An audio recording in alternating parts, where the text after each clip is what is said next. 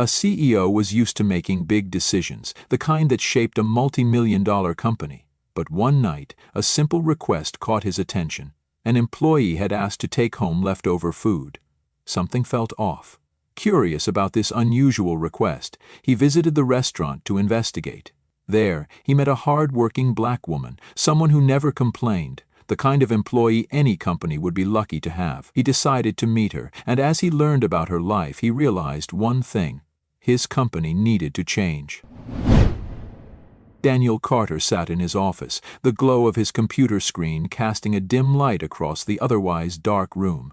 The city skyline stretched beyond the floor-to-ceiling windows, a sea of lights twinkling against the night sky. It was well past business hours, and most of the executive team had long since gone home, but Daniel was still here, going through his usual end-of-the-day routine, approving reports, reviewing financials, scanning over employee emails. Daniel Carter had read countless employee requests over the years: schedule adjustments, payroll clarifications, time-off requests. Most of them were routine, requiring nothing more than a quick approval or a simple redirection to HR. But tonight, as he sat alone in his sleek office on the top floor of Horizon Diner's corporate headquarters in downtown Atlanta, long after the last executive had left for the night, his eyes lingered on one particular request. It wasn't a complaint. It wasn't even a demand. It was simple, almost too simple. Would it be possible to take home any leftover meals after my shift? Daniel frowned, rolling his chair back slightly. Employees took leftovers all the time. It was an unspoken rule. Kitchen staff often asked managers in person or discreetly packed up food at the end of their shifts. It was common practice. So why did this employee feel the need to submit an official request? He glanced at the name attached to the message: Aaliyah Brown. He didn't recognize it. That wasn't surprising. He oversaw over 100 locations and thousands of employees. But something about this request stuck with him. There was a formality to it, a hesitation, like whoever wrote it wasn't just asking for convenience. They were asking because they needed it. He pulled up her employee profile.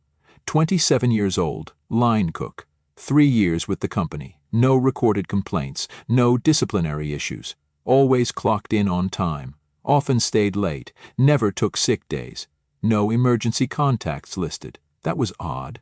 Most employees at least had a friend or family member on file. He leaned back in his chair, tapping his fingers against the desk. Maybe she was just frugal. Maybe she didn't want to spend money on food if she didn't have to. A lot of employees were struggling, even in a company that prided itself on paying above minimum wage. But there was something about the way she asked. It didn't read like someone trying to save money. It read like someone trying to survive. Daniel exhaled, rubbing his temples. He wasn't the sentimental type. He had built his way up from the ground, from a childhood in a working-class neighborhood to sitting at the helm of one of the most successful restaurant chains in the Southeast. His job was to keep the company running, to focus on profits, expansion, and brand reputation, not to get involved in personal matters. That was HR. That was management's job. And yet, he couldn't shake the feeling in his gut. He glanced at the time, 10:47 p.m. Her shift ended at 11:30 p.m. Without really thinking, he grabbed his coat, shut down his laptop, and headed toward the elevator. He wasn't sure what he was looking for, not really, but he knew one thing: tonight he was going to find out. Daniel pulled into the parking lot of the Horizon Diner on Peachtree Street, the company's first and busiest location. It wasn't often that he visited the stores in person anymore, not unless there was a high-profile meeting or a major issue that required corporate intervention. But tonight he wasn't here as a CEO. He wasn't here for a speech, a surprise inspection, or a press opportunity. He was here for something much simpler. He was here to see her. Through the glass storefront, the restaurant bustled with the last rush of late-night customers. Servers moved swiftly between tables, refilling drinks, clearing plates, taking orders. The open kitchen was a blur of movement, chefs flipping burgers, tossing fries into oil, plating dishes with practiced efficiency. It smelled like sizzling meat, fresh bread, melted cheese, and warm grease. A familiar scent, the scent of success, the scent of the business he had built from the ground up. But tonight it felt different. Tonight he wasn't looking at the business. He was looking at the people. And there she was. Aaliyah Brown. She moved like someone who had done this 1,000 times before, fluid, precise, fast. A black girl was carrying a tray of food, the stink of it at her temples. Her hair, thick and coiled, was tied back into a practical bun, but a few strands had escaped, sticking to her forehead from the heat of the stoves. She wore the standard black uniform, faded and slightly oversized, but, unlike the others, her sleeves were frayed at the edges, the fabric worn thin from too many washes. She didn't stop. Didn't slow down. While other employees chatted between orders, leaning on counters when they could, Aaliyah was always moving, wiping down surfaces, checking the grill, helping a younger cook who looked overwhelmed. She was everywhere at once, and yet somehow she was invisible. Daniel watched as a manager, one he vaguely recognized, approached her. He handed her a brown paper bag. She nodded her thanks, tucked it under her arm, and continued working. No hesitation, no excitement, just a quiet necessity. By the time the restaurant began closing for the night, Daniel had seen enough. He had seen her, and now he needed to talk to her. He waited near the entrance, watching as she untied her apron, folded it neatly, and grabbed a worn-out backpack from a hook in the kitchen. She adjusted the strap over her shoulder, nodded to the manager, and pushed open the heavy back door, stepping into the cool night air. Daniel followed. Aaliyah. She froze, turned. Her expression shifted instantly, from exhaustion to confusion to guarded professionalism. "Mr. Carter?" Her voice was steady, but her posture stiffened. I didn't know you were here." "I wasn't planning on stopping by," he admitted, taking a slow step forward. "But I saw your request earlier today." Her brows pulled together. "Request?" "The one about the leftovers." Something flickered across her face. Embarrassment? Defensiveness? She quickly masked it, adjusting the strap on her backpack. "Oh, that." He nodded, waiting, letting the silence stretch. She didn't fill it. Daniel exhaled, shoving his hands into his pockets. "I was curious," he continued carefully, "because most employees don't go through formal channels for something like that. They just ask their manager. But you made it official." Aaliyah looked away, staring at the empty parking lot. "It's not a big deal." "It is if you had to ask in writing." Her jaw tightened. She looked like she wanted to say something, wanted to argue maybe, but instead she let out a soft sigh, glancing down at the bag in her hand. "I just don't like assuming things. Some places have rules about it, and I didn't want to get in trouble." Daniel studied her, his gaze unwavering.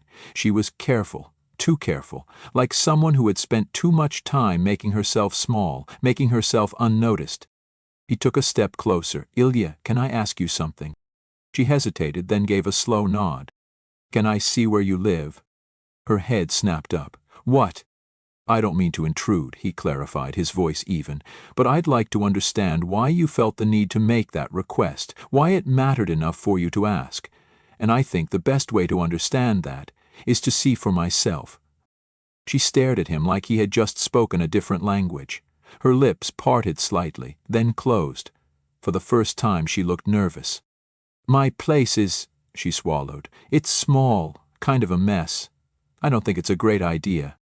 Daniel didn't waver. "That doesn't matter to me." Ilya shifted, glancing back at the restaurant, at the empty street, anywhere but him. Her grip on the paper bag tightened. He could see the battle happening in her mind. Finally, after what felt like an eternity, she let out a quiet breath. "Okay," she said, her voice barely above a whisper. "If you really want to." Daniel nodded, stepping aside as she moved toward the bus stop. He followed, keeping his pace even with hers. He had come here expecting answers. What he didn't realize was that he was about to witness something that would change everything. The walk to the bus stop was quiet. Aaliyah didn't say much, and Daniel didn't push. She kept her head down, gripping the straps of her backpack, her movements careful, deliberate. The street was nearly empty, the occasional car passing by, headlights briefly illuminating the sidewalk. The cold night air carried a sharpness to it, the kind that seeped into your skin, that made you aware of how long you had been standing in it. As they reached the corner, Daniel glanced down the road. The bus stop was just ahead, a lone metal bench beneath a cracked schedule sign, its surface covered in old stickers and graffiti. The street was dimly lit, the nearest lamp flickering unsteadily. The bus itself was nowhere in sight. Daniel came to a stop. "I'll have my driver take you home." Aaliyah turned slightly, her brows furrowing. "What?" "I'll take you home," he repeated, nodding toward the black Cadillac Escalade parked across the lot, where his driver, Marcus, was already waiting behind the wheel. "It's late. It'll be faster." She hesitated. "That's really not necessary. I take the bus all the time." "I'm sure you do." His voice was calm, steady. "But you don't have to tonight." Ailey exhaled, glancing down the road again, as if willing the bus to appear. When it didn't, she shifted uncomfortably. She wasn't used to people offering things, not without expecting something in return. Finally, after a long pause, she gave a small nod. "Okay." Daniel led the way, opening the back door for her before stepping in beside her. The warmth of the car was an immediate contrast to the cold outside. The leather seats were soft, the scent of expensive cologne lingering in the air. Aaliyah sat stiffly, carefully setting the brown paper bag in her lap, gripping it as if it might disappear if she let go. Marcus glanced at Daniel through the rearview mirror. "Where to, sir?" Daniel looked at Aaliyah. She hesitated again, then murmured an address. It wasn't a part of the city he was familiar with. The car pulled smoothly onto the road. The quiet hum of the engine filled the space between them. Aaliyah kept her gaze fixed on the window, her fingers absently tracing the fold of the paper bag. Daniel could feel the tension in her posture, the kind that came from being in an unfamiliar space, from not knowing what to expect. "You don't have a car?" he asked finally, his tone light but curious. She shook her head. "Can't afford one right now." Daniel nodded, keeping his eyes on the passing streets. "How long does it take you to get home on the bus?" "About an hour, sometimes longer if I miss a transfer." Daniel's jaw tightened slightly. Another stretch of silence. Then, unexpectedly, Aaliyah let out a small, tired laugh, shaking her head. "This is weird," she muttered. Daniel glanced at her. "What is this?" She gestured vaguely between them. "I don't think I've ever had a CEO drive me home before." Daniel smirked slightly. "Technically my driver is driving you home." She chuckled, just barely. "Still weird." Marcus turned onto a quieter street, the buildings around them changing, becoming smaller, older. The main roads faded into more isolated ones, lined with houses that had seen better days. The occasional porch light flickered weakly, casting long, uneven shadows. Aaliyah shifted in her seat, seeming more tense as they got closer. "It's not much," she said suddenly, her voice quieter. "Where I live—" Daniel glanced at her. "That doesn't matter to me." She nodded, but there was something in her expression, something unsure, something guarded, as if she was preparing herself for judgment. A few minutes later she murmured, "Turn right up here." Marcus did, and then, as the car rolled to a stop, Daniel saw it. A trailer. Small, old, tucked behind a rusted fence with a broken latch, sitting between two other mobile homes that looked just as worn. The siding was dented in places, the roof patched where time had worn it thin. A single porch light flickered above the door. Daniel's hands tightened into fists against his lap. Aaliyah reached for the door handle quickly, as if wanting to get out before he could say anything. "Thanks for the ride," she said, already halfway out. But Daniel wasn't looking at her anymore. He was looking at where she was going, where she lived. He had expected a modest apartment, maybe an older house, something small but stable. Not this. She hesitated in the doorway, sensing his silence.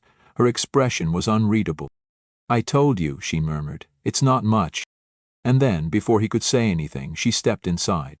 Through the open door, Daniel caught a glimpse of what was waiting for her inside. And what he saw made his stomach turn.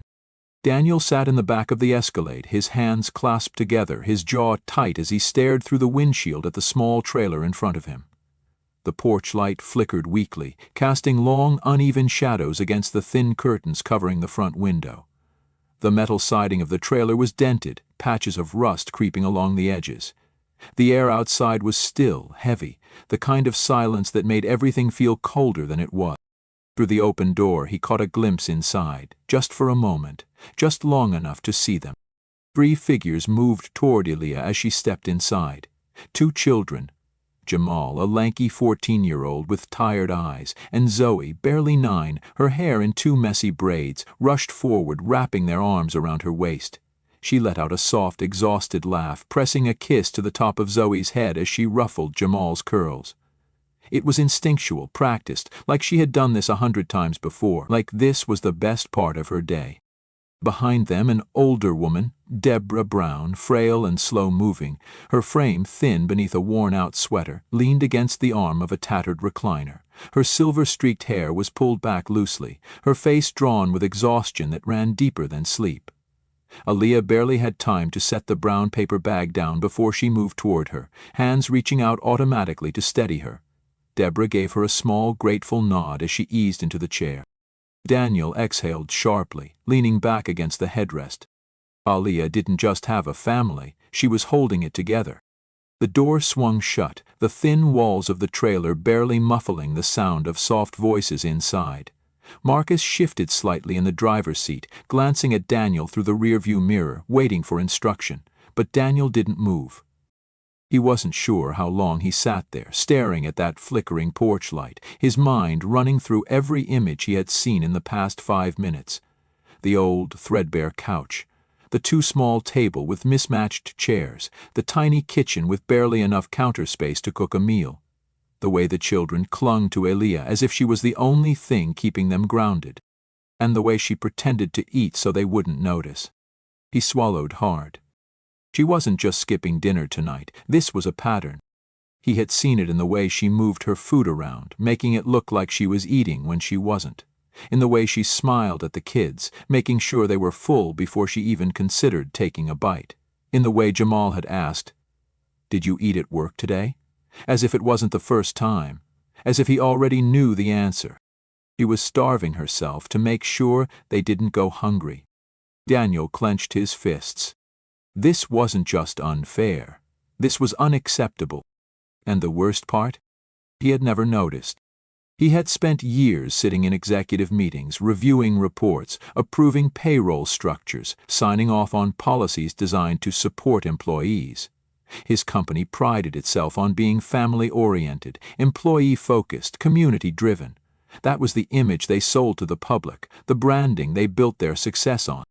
And yet, here was one of his hardest-working employees, someone who had been with the company for 3 years, who had never once missed a shift, who worked double hours just to scrape by, living in a trailer, skipping meals, barely surviving.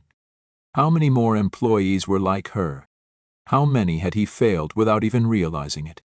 Marcus cleared his throat softly. Daniel inhaled slowly, steadying himself.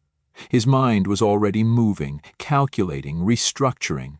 This wasn't just an oversight, this was a failure, and not just on a corporate level. He straightened, pulling out his phone. It rang twice before a groggy voice answered. "Sir? It's past midnight. Everything okay?" It was his head of operations, the same person responsible for overseeing the company's employee programs, for making sure people like Aaliyah didn't fall through the cracks. Daniel's voice was firm, unwavering. "No," he said. "Everything is not okay."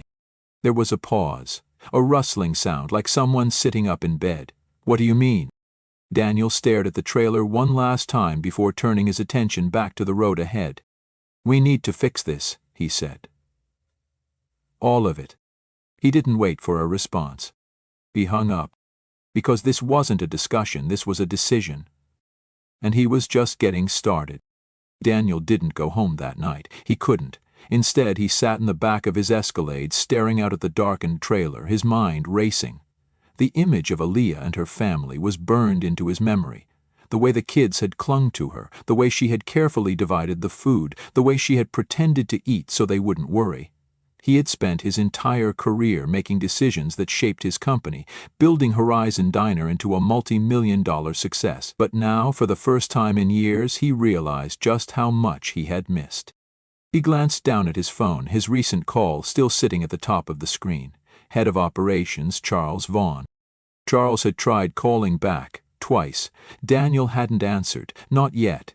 He needed a plan first. Feeling bad wasn't enough. Knowing there was a problem wasn't enough. He had to do something. And he had to do it now. He turned his gaze back to the trailer. A small light still glowed inside, barely illuminating the thin curtains. He imagined Aaliyah inside, probably washing dishes, making sure her siblings had what they needed before settling down for the night. He imagined her mother, resting in that worn-out recliner, her body aching, her mind filled with worries. She didn't voice. Daniel exhaled sharply, tapping his fingers against the leather seat. "How long has she been working for us?" His voice broke the silence. Marcus, who had been sitting patiently in the driver's seat, adjusted the rearview mirror. "Aaliyah?" "Yes." Marcus thought for a moment. "A little over 3 years, I think. Always one of the best in the kitchen. Never calls out, never complains." "Never complains. Of course she doesn't." Daniel clenched his jaw.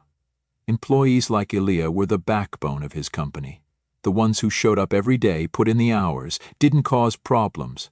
And yet they were also the easiest to overlook. The ones who suffered in silence, because they didn't expect anyone to listen. That was going to change. He pulled up the company's internal payroll system on his phone, quickly navigating to Aaliyah's profile. His eyes scanned the numbers and his stomach tightened. Her salary wasn't minimum wage, but it wasn't far off. Even with overtime, she was barely making enough to stay afloat. How the hell had he let this happen?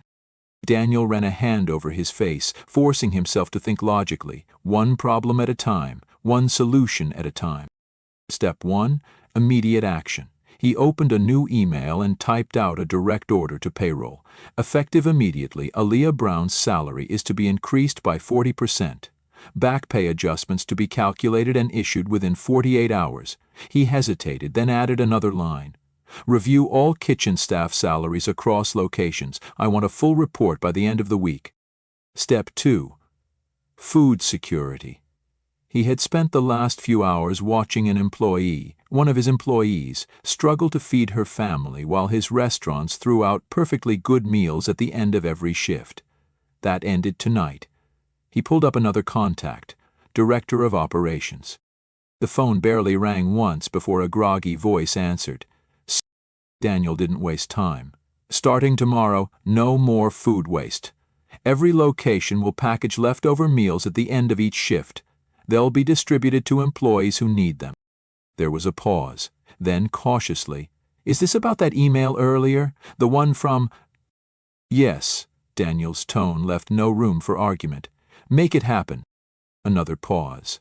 Then a quiet, "Understood." Step 3. Emergency support. It wasn't just about food. It wasn't just about salaries. Aaliyah was caring for an entire family, including a sick mother, on a paycheck that barely covered rent. How many others in his company were in the same position? How many were one medical emergency away from losing everything? He scrolled through his contacts again, this time stopping at corporate HR. Another late-night call, another half-asleep voice answering. "I want a hardship assistance program set up," Daniel said, his voice calm but firm. "Emergency financial aid, medical support, rent relief if necessary."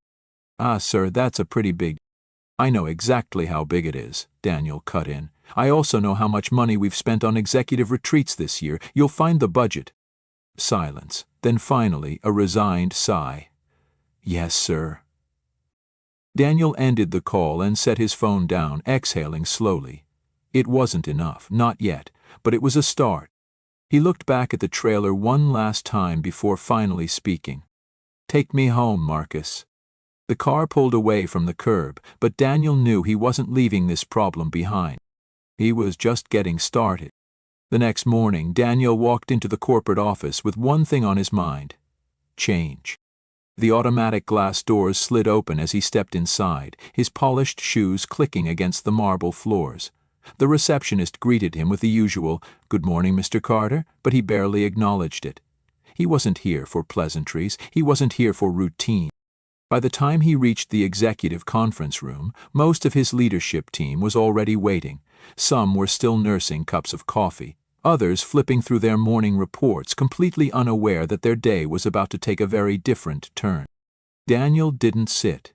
He didn't waste time on small talk. He placed both hands on the table, his stance firm, his voice sharp as he spoke. "We have a problem." The room quieted instantly. Charles Vaughan, his head of operations, straightened in his chair, rubbing the sleep from his eyes. "Sir?" "About last night?" Daniel cut him off. "I don't want excuses. I don't want justifications. I want solutions, and I want them now." A murmur of uncertainty rippled across the table. The leadership team had seen Daniel angry before, frustrated, demanding. But this was different.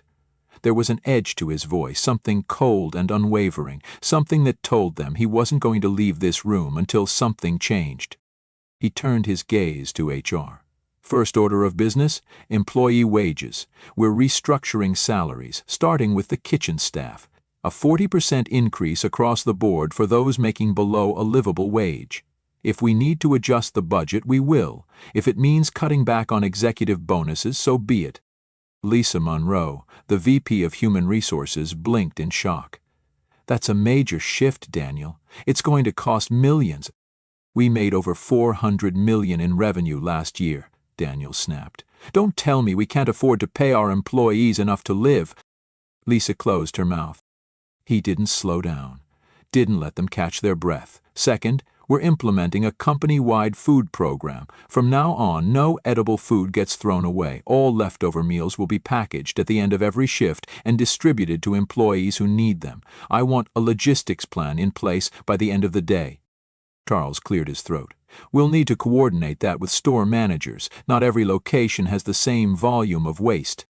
"Then figure it out." Daniel's voice was sharp. "Talk to managers, work with suppliers, make sure food goes where it's needed. If there are legal barriers, I'll handle them. Just get it done." Silence. Daniel turned to the last person in the room, Jacob Reynolds, head of finance. "And finally, we're establishing an emergency assistance fund for employees in crisis. Hardship grants, medical support, rent relief. No one who works for this company should have to choose between paying their bills and feeding their family." Jacob shifted uncomfortably in his chair. "That's a big undertaking. We'd have to vet applications, set up a review board, ensure we don't get taken advantage of." "I don't care if it's complicated," Daniel said flatly. "We have entire teams dedicated to managing company expenses. If we can track every dollar spent on marketing, we can track where our employees need help." Another beat of silence. No one argued, because they knew he was right. Daniel scanned the room, his eyes hard. "I don't care how much money we've made. I don't care how good our numbers look on paper. If our employees are living in trailers, skipping meals and struggling to survive while we sit here in leather chairs and drink our custom-roasted coffee, then we've failed." The weight of his words settled over them like a heavy fog. No one spoke. No one looked away. Because this wasn't just about one employee. This was about all of them. Daniel inhaled slowly, steadying himself. "You have 24 hours, he said, his voice low but firm. "I want action plans, budgets, and implementation strategies. If you need resources, ask. If you hit roadblocks, tell me. But this is happening, and if anyone in this room has a problem with that, there's the door." No one moved. No one left, because they knew. Daniel wasn't just talking, he wasn't just making a statement to ease his conscience. This was real, and it was only the beginning. By the end of the week, everything had changed. The salary increases were finalized, the food distribution program was implemented, the emergency assistance fund was set up, ready to provide immediate relief to employees who needed it. And Daniel? He didn't stop there. For the first time in years, he left his office and truly looked at the people working for him. He visited kitchens, talked to cooks, dishwashers, and servers, listened to their stories, their struggles, their realities. He no longer relied on reports and spreadsheets to tell him what was happening inside his company. He saw it for himself. And Elia? She walked into work the following Monday, unaware of the storm she had unknowingly set into motion. But she knew something was different the moment her manager called her into the office, handing her an envelope. Inside was a letter, a raise, a bonus, enough to move out of the trailer, enough to breathe, enough to live. She stared at the paper, her hands trembling slightly. I don't understand, she murmured.